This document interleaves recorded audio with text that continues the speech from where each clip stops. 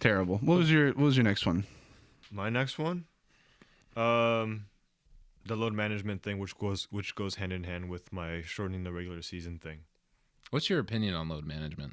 I don't like it. I hate it. But I'm torn by it, though. I'm not gonna lie. Yeah, I'm really torn by it. Just injury prone, which is I am fine. torn. What's your opinion on Kawhi Leonard? It's just for me. Who made his return? Actually, He did. It really is just like 19 minutes. It really is just unfortunate. He played 19 minutes $180 million after missing a year. It's personal. Yeah. I don't know. What a part of me says prioritize the player health. We want these guys healthy as possible. But load management's up and injuries are up. I know. So I know. what the fuck are we preserving? I know. And the other half of me says salary. If they're able to play, this should play. You know what I mean? Anthony Edwards said this a couple years ago, which is why we praise my him so body, my choice. All right. Joel Embiid. After everything he's done for his city, though. Yeah, 30 games a season. But I mean, Anthony Edwards said this a couple years ago, right? That you don't know what that family is going through to come watch him play that game, and if he should be playing in that game. Bro, Kobe Bryant played with one leg. I know. Homie tore his Rajon ACL. Rondo played with one arm. He also played with a torn ACL. Yeah. LeBron also played with one leg the entire postseason until he finally just couldn't do it anymore against LaMarcus Aldridge played an entire season with a torn ligament in his hand. Yeah. So I get it. The injuries are up. Load management's been up. I don't like the concept of load management. I just think it's dumb. But I'm also not gonna. I don't know what exactly is going on behind the scenes of these players and their health and the team or the medical staff or whatever. I don't know everything. So neither do we. Neither do we. Laziness. So it's just kind of like it's one of those things where it's like I kind of have to take it at the surface value that it is, and just what might that be? It's just like rest or knee injury management or Achilles tendonitis management or whatever the case may be. You have a point. We don't know the intricate details of what's actually going on. I don't mind load management, but they should still play. Like, just limit their minutes. Don't sit out fucking games. But then, at the same time, if you're actually injured, okay, fine. But if you're Joel Embiid, where we're like, well, we have to get him in shape. Okay, if he wasn't healthy, then why was he playing in the Olympics? What is the logic to that? But also, you know what I mean? If Nick Nurse, who said at the beginning of the season he's not fit, but he plays a month earlier in France, he's going to gain 60 pounds in a fucking month, and he looked healthy then. So, like, what the fuck? What are we doing here? What are we actually doing here? Also, there is a point where resting. Does it have to be restarted? Yeah, just press the button again. You're good. There is also a point, though, where resting a player becomes detrimental. It does. Like, it can actually be detrimental to a player's health because you're not game ready. You're not game worn in. You're not like... Look at Joel Embiid. Had like the Kawhi potential. Leonard, it's no secret that ever since his load management he's never been the history same. he's never been the same. Like, he has not been the same. And Except minus his one Linsanity run that he had. In where Toronto. He won the ring, yes. Well, he was fucking fit then. Yeah. Funny how that worked out because, But that was only because... he was injured in San Antonio. No, bro. Come on, look, Naoki, I get it. You're trying to find a different... He was mad, though, that... It doesn't look good. The team told him, oh, you have to play because you're not really hurt. When Tony Parker called him out, that was... Brother, you make $60 million a year. Jaleel Okafor has done more for the city of Philadelphia. Facts. No, but I think, and I also think a part of it too is that we blow this up because of like Kawhi Leonard, right? He's like the poster boy of load management, and I think his example is so far in the extreme, right? Because he's done such a mockery of what load management I think was intended but that's not to his be. fault. No. That's me wrong. That's me wrong. It's actually not his fault. And I'll tell you why. It's the teams enabling these guys allowing it. No, the teams didn't want to. The reason why he got out of San Antonio is because the Spurs tried to force him to play. Mm-hmm. That's why he left. I think there's more to that. Well, there's a lot more. There was a lot more to that. That's the basis point. He didn't want to be. He didn't want to be there. No, of course he didn't. But you know what I mean? Stems from the team trying to make him play when he could have been fit to play. Yeah, I also think like a part And of he it chose too, not especially in his Clippers tenure currently. Right? How much have we really seen of Kawhi Leonard as a LA Clipper? And a part of it too, I think, is Steve Ballmer is very much like, we have something special here. We don't want to do anything to tarnish all this. his star players have done is just slapped him in the face with their dicks. That's what I'm saying. They've wasted his like time. Steve They've Ballmer, wasted his money. As much as he's Surprisingly, tried to- the only star player during Steve Ballmer's tenure that's actually given a fuck, surprisingly, it's been James Harden. Yeah. and Russell Westbrook. The only player that stepped up to the plate and also took less money than he probably could have gotten somewhere else. I think So, He's from and LA. that's sad. It's- That's Yeah. actually look, sad. The only thing to that point is I think that when you have a superstar who starts that trend, right, it's never going to go away. It's not. And the only way it does go away, if I was the commissioner, I would be a rancid human being and I would fine them all of their money. Because it's your job as a professional athlete. You have God-given talent. People pay exuberant amounts of money to see you play basketball. And if you're that much of a lazy piece of shit, unless you're injured, if you're that much of a lazy person to go out and put some fucking shoes on and hoop for a living, you know how many people would die to be in those Yeah, for circumstances? sure. It is it is the most hypocritical fucking thing. And for anyone who disagrees, I would like to preface this point. We're not telling people who are injured to go play No, and basketball. look, none of We are us have any of the talent that these guys have, but as fans, it's frustrating. You would be ignorant to ignore the fact that there are players who are sitting out who are fit to play basketball but just choose not to. 100%. So consider that as a possibility when, we're talking about load management. yeah. But should we move on to the next point? Yeah, the next point. The next point for me is the play-in tournament. Mm-hmm. Boy, do I have some stats for you. Well, okay. Before you get into it, I know I had made the point to revise it. And how could you possibly do that? No. Why would you? No, because I'm a very, what's the word I'm looking for? I'm a very impartial fan of the NBA, right? I don't hate it. Well, At hold the on. current moment, I Hold don't on. love it either. Hold on. Before we get into the play-in tournament, are you a fan of scrapping the conferences like me and Danilo are? I'm open to it. I think I'll need to see it, and I'm also very traditional. Okay, in that we'll get sense, to it. right? I just wanted to. Yeah. You're actually not as traditional as you say you are. You're actually very progressive. Well, yeah, but I'm Most also of the like, things that they announce, you like. well, yeah, but I'm also like, Which is fine. I'm also just like a fan, right? Like I'm open to anything that is being pitched to me, and then give me some time, and then I'll be like, okay, I'm not a big fan of this. I Okay, am then a tell bigger me fan. your So my pitch me sense, your my- all-star my- or your play-in. my thing with the in-season or with the play-in tournament is they're trying to create this March Madness type of feel, right, where you can get a 10 seed that could potentially go on a Cinderella run and win a championship. I'm assuming that that's the premise that they're going for, right? We've seen See, that would be cute and all. For if sure. An 8 seed has in the history of the league has ever made the NBA Finals, minus that fucking Miami Heat team. Like, how many times can you really account for a Cinderella story team? That's the thing too. It's that's where I'm on the other side of that coin, where that's what makes college basketball so special. That's what makes the March Madness tournament the spectacle that it is you can get a 16 seed, because a it's one and 14 done all the way because it's one and through. done all the way through. You don't get the 7-game series. No.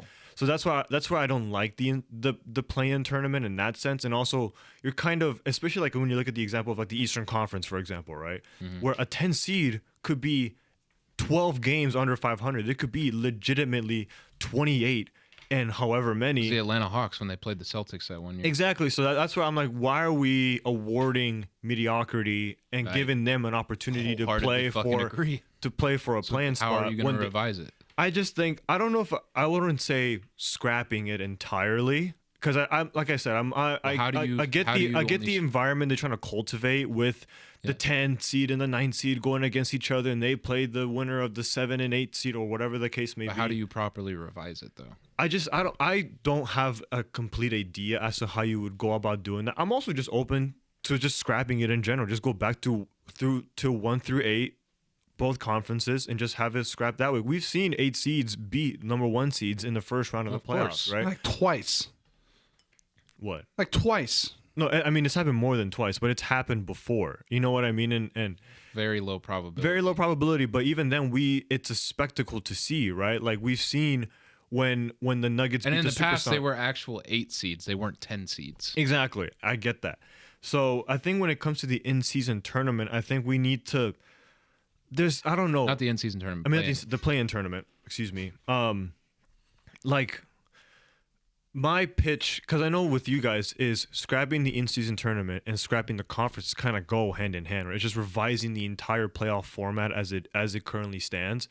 I think for me, it's I'll meet you in the middle of both of them, and let's just scrap the play-in tournament and just go back to 1 through 8 on both conferences. That's my standpoint on it. I would love to see a 1 through 16 format, but that's what I'm saying with the 1 through 16 format, and I would love to jump into this now. Yeah. But the thing is that with the 1 through 16, the 1 through 16 format creates more of a March Madness feel than what the play-in tournament currently does. Yes. Could you imagine if a 16 seed, whatever, New Orleans Pelicans upset the number 1 seed Cleveland Cavaliers? You know how much that would do for NBA ratings? It's 100%. the 16 best. No, I get that. It's the what it 16 is. best, and also it would make the play-in tournament even better, in my opinion, if you were to continue doing the play-in format.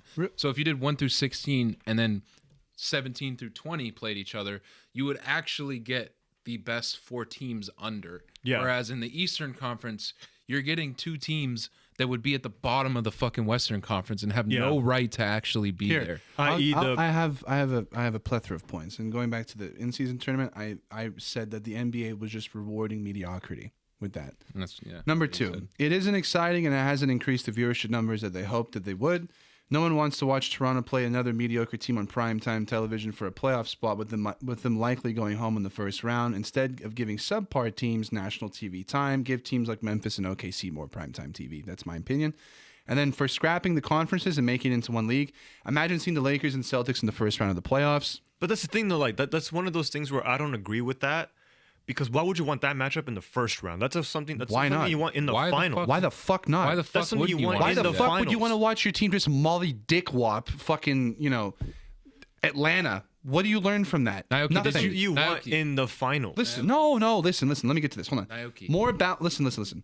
Imagine seeing the Lakers and Celtics in the first round of the postseason. More balanced competition and diverse matchups would increase fan engagement and viewership because it would be something new. Fact. The NBA has evolved into a global league with fans more interested in star players and rivalries than geographic rivalries. A unified league caters to this trend by emphasizing quality basketball over regional affiliations. The current system, teams are stronger in conferences may have more rigid schedules, making securing a playoff spot harder. The one league with a unified structure could standardize schedules and ensure fairness across the board. Teams that consistently miss the playoffs in their conferences might find renewed motivation in a single league structure where they compete directly against all teams for playoff spots. Exactly. And then deeper. And there's a little bit more. Current system, conferences can lead to imbalances in competitive play. For example, in some years, the Western Conference has been far more potent than the Eastern Conference, leading to subpar teams in one conference making the playoffs, while other teams do not. And lastly, a single league ensures the top 16, regardless of location, qualify for the playoffs, creating a more competitive postseason. A caveat that I do have with that is how rigorous the travel can be. And this is what you do. You bring back the 2-3-2 system. That's what you do. Well, not even just that. Because that actually emphasizes home court advantage, by the way. Whatever they did to ruin... Dude, the 2-3-2 system was the best thing that made playoff basketball. Because it actually meant that the final 2 games of that finals, like Lakers and Celtics, for example, they have home court advantage. That is what it should be. That's what they do in baseball. Yeah, it should. Yeah. They should, and bring back the 2-3-2 system if you make it. And into also, one league. baseball does 3-game series, 5-game series, 7-game. It makes series. the travel. So, for example, if you guys were the number 1 seed and we were the 16th, we do 2 games. In here, right? Boston. Yeah. In Boston, 3 games in LA, 2 games in Boston. It makes the travel time easier. They don't have to go back and forth every 2 fucking games. Just do that. It would make it. Trust me, Naoki. I know it sounds weird. It would make the NBA so much more entertaining to watch. And maybe in the first year, it might be like Eastern Conference, heavy, or it might be Western Conference, whatever. But it should be the best teams. I want to see Boston play, for example, I don't know, Golden State in the first round. That'd be fun. The NBA should absolutely resort to a 16-team playoff, And where it's just one conference. You can't look at a certain area and make it not make sense. Mm-hmm. Like, what about it doesn't make sense? Really? And lastly, Tell me. No, tell me. What was your question? No, I want you to tell me what about it. What doesn't make sense about it? Is it 'cause what it's would new? be an issue with it? No. I don't see many issues with it. I just think with all of that, it's a big change you're asking of fans. It's not adding anything. It's completely revamping. How is that not adding anything? What do you mean it's not adding anything? No. It's not like It adds more competition. no. It's not like adding a play-in tournament. It's not like Wait, adding makes- a NC. It's not like a stack. Exactly. It's not exactly. like a And that's what fans are else. tired of. They're tired of additions rather than revisions. Like, revise the league. Don't fucking add shit to it when it's already fucked. That's true. And number one, like, there's actually another thing. I think this would make defense even more like a thing. And the reason why I think it would is I think if they make it into one league, they should bring in point differential. So imagine instead of there having would have to be new ways to decide. but just think about tiebreakers. this. Think about this. Instead of, let's say, for example, on the last day of the season, 16 is playing 17 and they're separated by like a 15-point differential. Imagine it goes down to OT, right? And that team wins. Like, imagine how much that would make. That would be so much more fun to watch, because then that actually makes defense a thing again. Because it's like, well, fuck. Let's say you're fighting for the number 1 seed, and the second seed they have like a plus 15 goal differential. It's just that the team that's first has more wins, and they play each other, and then they lose, and then they go first, because like that would make it so much more entertaining. Team, like, you guys would fucking have your goal differential plus God knows what, because you guys score 150 fucking points a night from 3-pointers, and it would make the league more diverse. I don't think it would be as copycat, because And teams just would have to because- figure shit out. Just because you're playing, say Boston finishes the first seed, just because you're playing the 16th seed doesn't mean you're playing a team that's any less capable of winning. You're playing the 16th best team in the NBA, which in some cases could be There'd be more upsets. which in some cases could be a 44 plus win team who deserves to be in a playoff spot rather than an Eastern Conference team who has the skill capability of my fucking kindergarten team. No, dead ass. And you know what, Naoki? And this goes to the point that both of you guys made earlier. You do 1 through 16 postseason. You do 16 through 32 for the number 1 pick. That's what they should do. Get rid of the 16 draft through lottery. 30. And you know what? If you finish first in that competition, you get the first pick. If you finish second, you get the second pick. If you finish third, you get the third pick. They just do it like that. Get rid of the lottery system, and then from there you do 17 through 1 30. through 16. Play for the Yeah, draft picks. pay for the picks. And that they play that before the NBA playoffs starts because there usually is a gap. Yep. You can even do that as the regular And do that in NBA a do that in a postseason is March happening. Do that in a March Madness type of setting. style. One game And elimination. you know Make it what? quick. Up You know the what I ante mean? if you win the championship. If you win, you get the 16th pick in the draft. I think that would be awesome. Let them get a higher pick. Incentivize these teams. Like, I think that In if no you win way the championship, whatsoever you should not get should the the 30th pick. NBA draft be a lottery. No. Right. There's no fairness. It's to just it corrupt. whatsoever. It's just corrupt. People think, oh, it's not an automated system. Stop. The Lakers one year when Zion was in the draft, we got the 4th pick. That's not by fucking luck or chance. That's Adam Silver saying, let's give LA some, let's go make, LeBron James get some help so they can trade for someone. Come on, guys. Get rid of the fucking, of all that bullshit. But, lottery system is dead. To me. and let's say for the East versus West conversation, going back to the playoffs, I said this earlier, or the All-Star weekend, I think that whoever wins the East versus West game in the first round, all Eastern teams, let's say they win the All-Star game, they should get home court advantage in the first round of the postseason. And make it interesting. Make it more difficult for these guys. Don't make it easier. So make them play. And I do like the whole, like, keep the scoring limited to a quarter or whatever. I think that's genius. And again, last point. You could also, if you do a 1 through 16 format, you could also implement bye weeks Yes. or bye rounds for the higher up teams. So you could don't have to fucking put yourself through the misery of watching Detroit play the Boston Celtics. You could even lower the games, how you said. I wonder who's gonna win that. You know what? Instead of an 82, I just wonder. The Pistons do play the Celtics you know what? really well. You know what you could do? Instead of doing 82 games, Shut the fuck up. instead of doing 82 games, you could do 64 games in a season. Joe Mazzulla would hang himself on live TV if he lost to the Pistons in a playoff. Honestly, you could, instead of doing 82 games, you do 64 games, you do one league, each team plays each other twice, home and away. That's how you do it. It's doable, Naoki. It's just they're too fucking comfortable. Let us know down in the comments if you think that the NBA should switch to a one. And when this does conference happen, league. remember where you saw it, because we fucking came up with this shit first. So give us some credit. Yeah.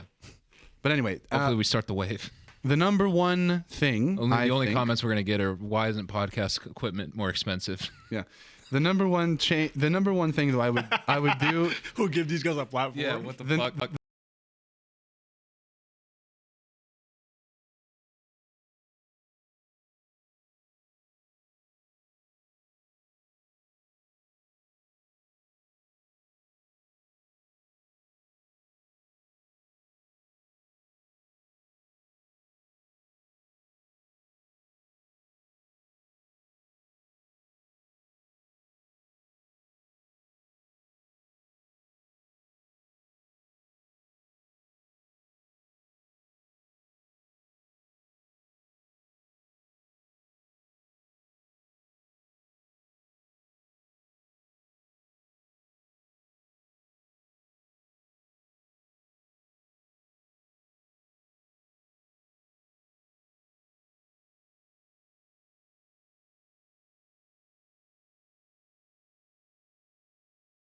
fuck.